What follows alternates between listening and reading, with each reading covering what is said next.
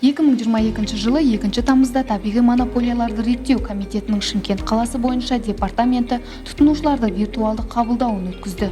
Шымкент қаласының тұрғындары департаменттің Facebook әлеуметтік желісіндегі парақшасында коммуналдық салаға қатысты өз сұрақтарын қоя алады. Іс-шараға коммуналдық қызметтерді жеткізушілердің, қоғамдық және саяси ұйымдардың өкілдері қатысты.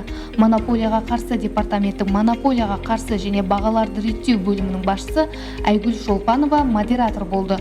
Қоғамдық қабылдауды өткізу барысында тұтынушыларға коммуналдық қызмет саласына қатысты бірнеше өзекті мәселелер, соның ішінде пайдалану, есептелген төлемдер және көрсетілген қызмет үшін төлем мәселелері бойынша түсініктемелер берілді.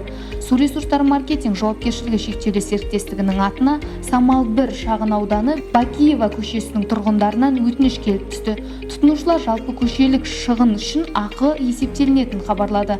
Кәсіпорын тұрғындарымен жұмыс жүргізу қызметі аталған көше тұрғындарына жеке су құбыры желісін пайдаланатынын түсіндірді, яғни желі тұрғындардың ортақ меншігі болып табылады және оларды оның техникалық жарамдылығы үшін жауап береді. Бұл жағдайда есептеулер жеке су өлшеуіштер мен суды есептеудің жалпы көшелік аспабы көрсеткіштерінің ақысы арасындағы айырмашылық үшін жүргізіледі. Су ресурстары маркетинг жауапкершілігі шектеулі серіктестігінің қызметіне қатысты сұрақтар туындаған жағдайда кәсіпорынның Facebook және Instagram әлеуметтік желілеріндегі парақшаларына хабарласуды, сондай-ақ WhatsApp-қа жазуды сұраймыз. 8705 758 11 11